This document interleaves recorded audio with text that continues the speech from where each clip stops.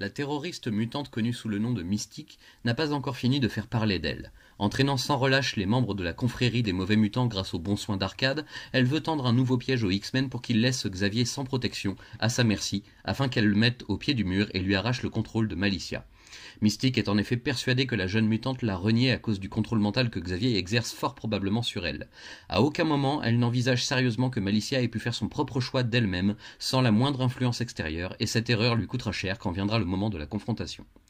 Pratiquement dans le même temps, Kitty se retrouve aux prises avec les Morlocks de Callisto, qui l'entraînent dans les souterrains de New York pour la forcer à tenir sa parole passée et à épouser Caliban, qui l'aime sincèrement quant à lui sans que cela ne change quoi que ce soit pour la pauvre adolescente. Heureusement, les X-Men de Tornade interviennent rapidement pour empêcher la cérémonie, mais c'est au final à Kitty seule de faire son choix et de prendre une décision lourde de conséquences pour son avenir, car une parole a été donnée autrefois qu'il faut maintenant respecter. Mais Caliban, lui aussi, peut réfléchir et décider, et pour la première fois de sa vie, il saura sans doute se montrer aussi héroïque que son idole.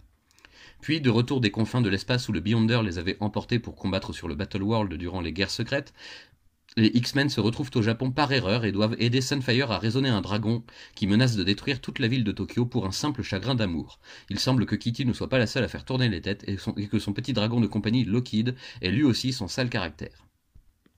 Ensuite, c'est au tour de Malicia d'être la cible d'une nouvelle attaque venue de son propre esprit cette fois. Son pouvoir d'absorber la psyché de ses victimes et leurs capacités se retourne contre elle et l'esprit de Carol Danvers prend le dessus, remplaçant ses propres souvenirs et influençant sa personnalité jusqu'à pousser Malicia à enfreindre les sécurités du Shield, quitte à devenir la nouvelle ennemie publique numéro 1.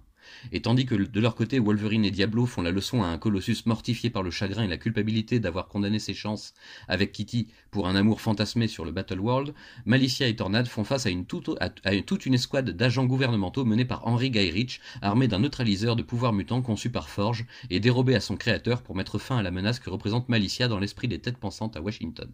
Mais l'opération ne va pas se passer comme prévu et c'est Ororo qui se retrouve touché par le rayon expérimental, la privant de ses pouvoirs et capacités mutantes, faisant d'elle une simple humaine.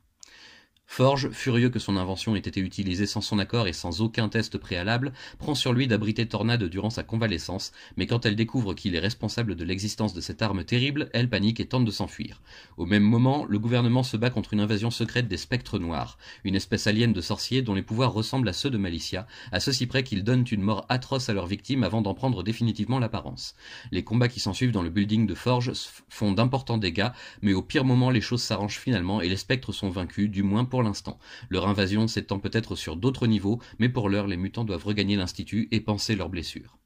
Après tous les déboires récents, Kurt demande au professeur de convoquer tous les X-Men actifs ainsi que Tornade pour une réunion de crise durant laquelle il annonce à ses coéquipiers son intention de déserter pour mener sa propre vie comme il l'entend. L'elfe est en effet très choqué par tout ce qui s'est produit ces derniers temps et sa foi dans le rêve poursuivi par Xavier est ébranlée comme jamais, encore plus depuis l'usage d'une arme anti-mutant sur Ororo. De graves décisions devront être prises ce soir-là, tandis qu'à l'étage, les nouveaux mutants veillent dans la crainte que leur mentor ne les abandonne. Seule Rachel Gray les reste à l'écoute des conversations, espérant contre toute attente que le futur dont elle vient ne se réalisera pas malgré les circonstances difficiles que le groupe traverse. Et pendant ce temps, un projet de loi sur le contrôle de la population mutante est en passe d'être adopté par les grandes instances.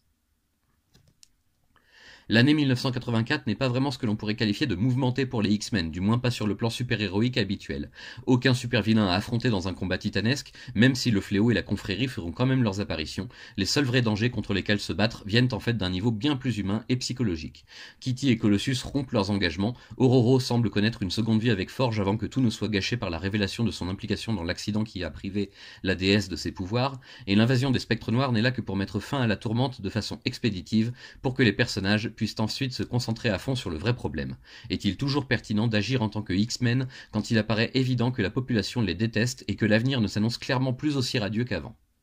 Chris Claremont et John Romita Jr. doivent aussi jongler avec les guerres secrètes décidées par Marvel cette année-là, privant la série principale des X-Men d'une aventure de grande envergure étendue sur l'ensemble de l'année comme on en avait l'habitude les années précédentes. C'est sans doute aussi l'une des meilleures explications à ce manque d'épique que le public constate, mais qui n'entame apparemment en rien les ventes. Au contraire, en tant que lecteur, je suis content que pour une fois, dans toutes ces belles intégrales, la part belle du scénario soit faite aux réflexions et tourments personnels de ces héros de l'ombre, même si pour bien faire et pour tout bien suivre, il aurait fallu lire en parallèle les aventures des nouveaux mutants comme les événements du Battleworld. À vous de regrouper toutes les cartes dans vos mains.